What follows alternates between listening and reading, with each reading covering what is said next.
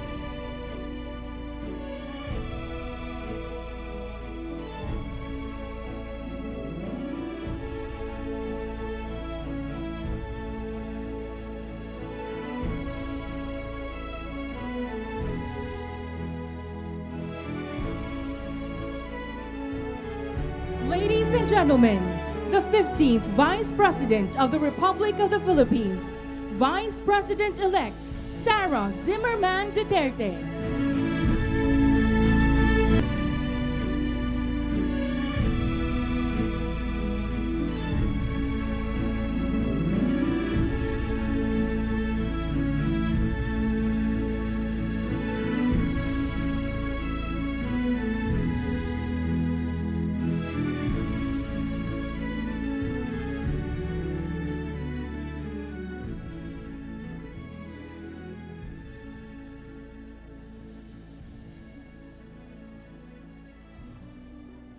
Assalamualaikum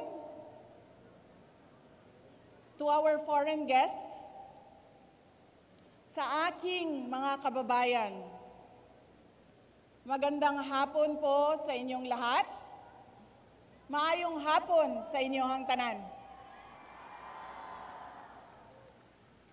One of the most important lessons I have learned as I navigate life, and the same thing that I believe we should ponder upon as one country, united in our determination to overcome our difficulties and achieve our aspirations, is that we should commit to heart the priorities of God, country, and family.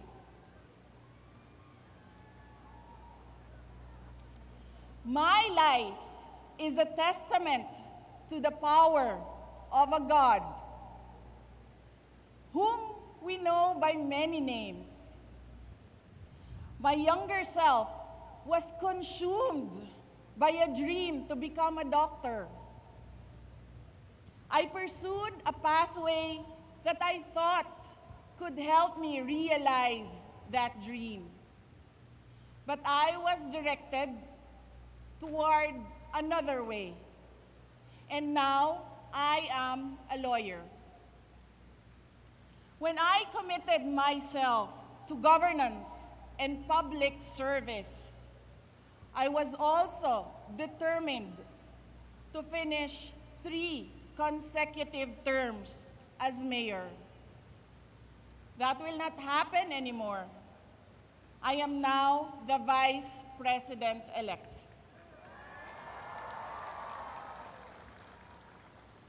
The voice of 32.2 million Filipinos was loud and clear. With the message to serve our motherland. And this message has been reiterated in my oath to consecrate myself to the service of the nation. There is a God whose will transcends the desires of our hearts, one whose will directs us to the way that we might not have imagined, but a way that consecrates ourselves every day to help our fellow men overcome the difficulties they face in their lives, to change lives, to save lives. If you all take a moment to listen to the call to serve and decide to heed the call, in the same way that many are already devoting their lives as hardworking farmers and fisherfolk that ensure that there is food on our tables, dedicated health workers who help the sick, brave soldiers who fight for our country, honest and fair entrepreneurs who support our economy, patient school teachers that guide our children. I believe the country will be heading towards a future of hope, security, strength, stability, and progress. Today, we celebrate the life and works of our national hero, Dr. Jose Rizal. May his memory light up the fire within us to become patriots. Rizal taught us that selflessness and sacrifice could change our country's fate and shape our children's future. The bravery of Rizal completes the fabric of our identity as Filipinos. Magkasama sana tayong bumangon bawat araw, kasabay ang nag-aalab na pangako sa ating mga puso na mahal natin at patuloy nating mamahalin ang Pilipinas hanggang tayo ay nabubuhay.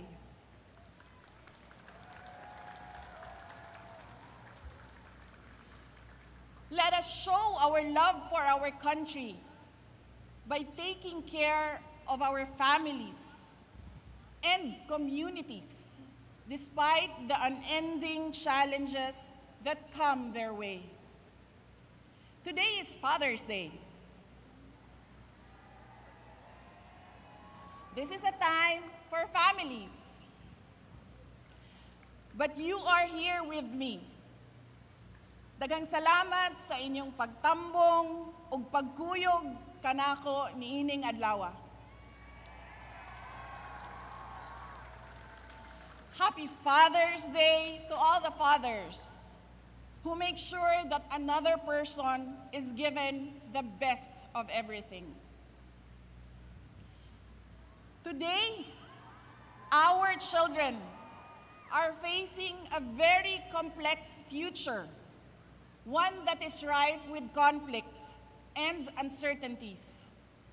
Some of these challenges include the winding cycle of poverty, the trauma of broken families, the lifelong baggage because of irresponsible and bad parenting, the abandonment issues due to an absentee parent, the anguish of gender confusion and discrimination, the destruction brought about by drugs, the lure of easy money in criminality, cases of HIV and other sexually transmitted diseases,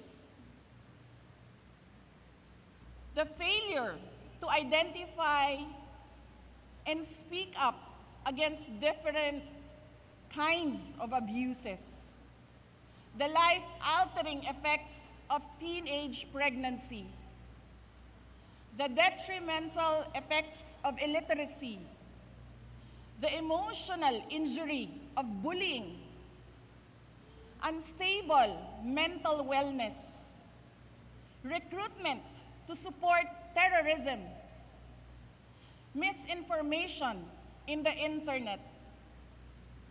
The list could be endless. A strong, loving, happy family sets down all the basic foundations essential in the development and growth of a child. At home, parents have the duty to teach children the values of integrity, discipline, respect, and compassion for others. And we should never forget that it is the duty of each Filipino family to emphasize that education begins at home. Atong isilsil sa ilang alimpatakan nga ang maayong pamatasan, edukasyon, ug pagpaningkamot maoy magdala kanila palayo sa kinabuhi nga puno og kalisod, padulong sa maayong kinabuhi nga ilang ginahandom. We should not, as we could not afford to squander the future of our children. The days ahead may be full of challenges that call for us to be more united as a nation. But let me reiterate this. We can never go wrong if we are a people dedicated to honoring the will of God, to serving our country and our fellow men, and protecting the integrity of our families and the future of our children. Ako po si Inday Sara, a proud Davaoeña, very proud, a proud Mindanaon. Hindi ako ang pinakamagaling o pinakamatalinong tao sa Pilipinas at sa mundo. Ngunit walang makakatalo sa tibay ng puso ko bilang isang Pilipino. Mabuhay ang Pilipinas! Daghang salamat.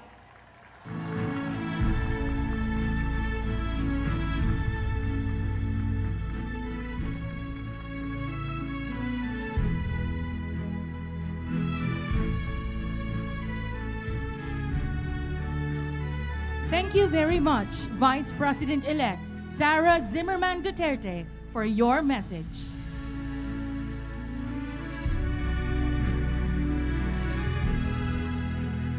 We will now have the photo opportunity with Vice President-elect Sara Zimmerman Duterte.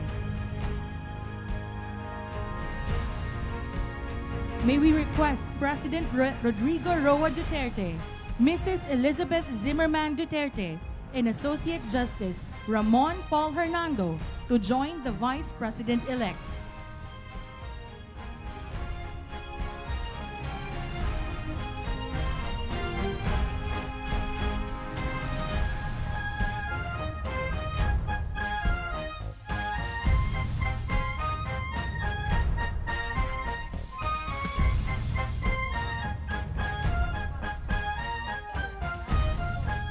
For the second batch, may we call former President Gloria Macapagal Arroyo to join on stage.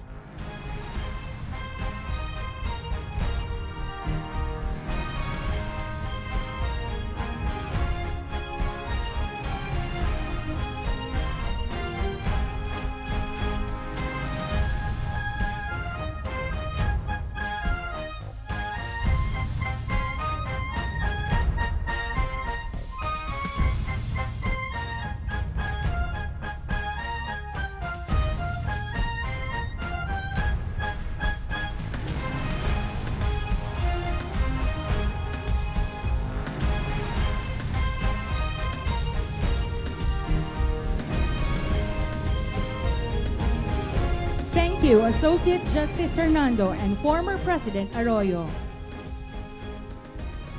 And for the third batch, the Vice President-elect with her parents, President Rodrigo Roa Duterte and Mrs. Elizabeth Zimmerman Duterte.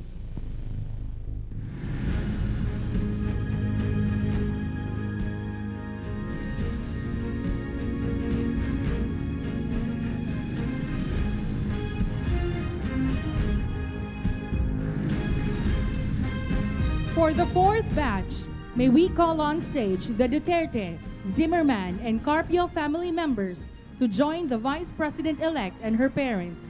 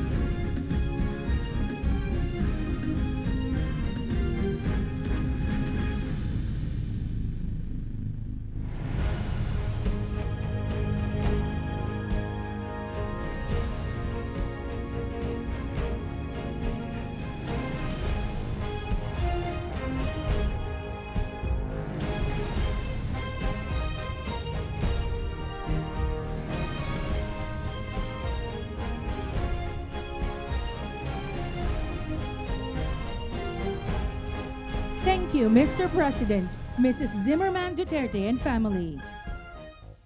At this point, the Vice President-elect will be joined by her spouse, Attorney Manases Carpio, and their children, Micaela Maria, Mateo Lucas, and Marco Digong.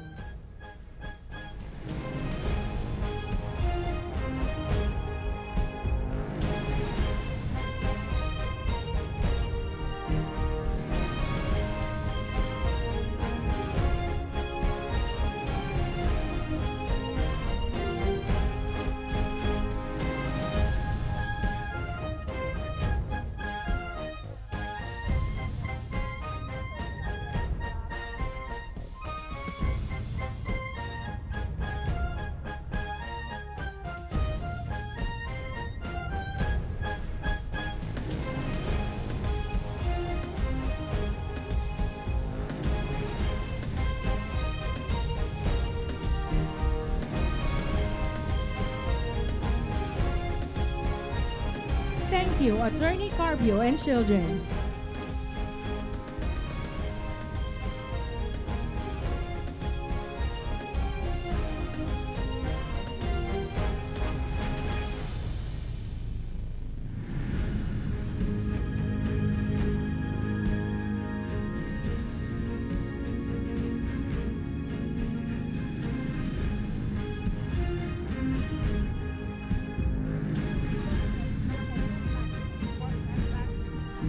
And for our last batch, the Vice President-elect will be joined by President-elect Ferdinand R. Marcos Jr., his spouse, Attorney Liza Araneta Marcos, Ilocos Norte District 1 Representative-elect Sandro Marcos, and Senator Amy Marcos.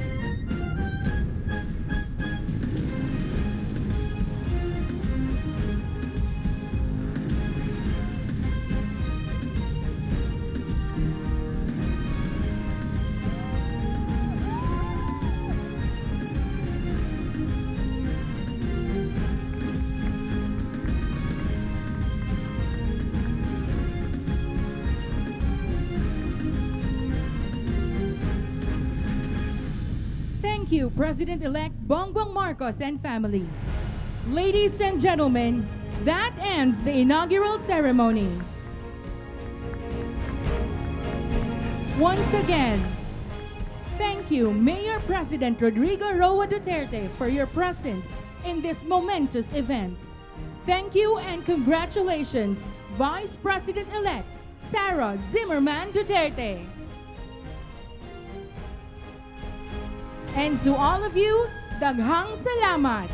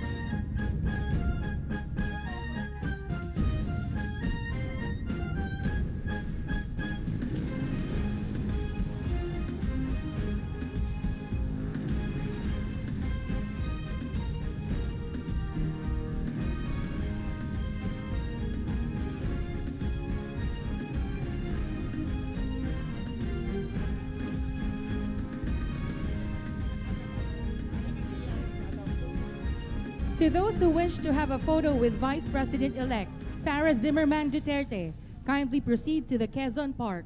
Our ushers will guide you. Again, to those who wish to have a photo with Vice President-elect Sara Zimmerman Duterte, kindly proceed to the Quezon Park. Our ushers will guide you. Once again, thank you and good evening.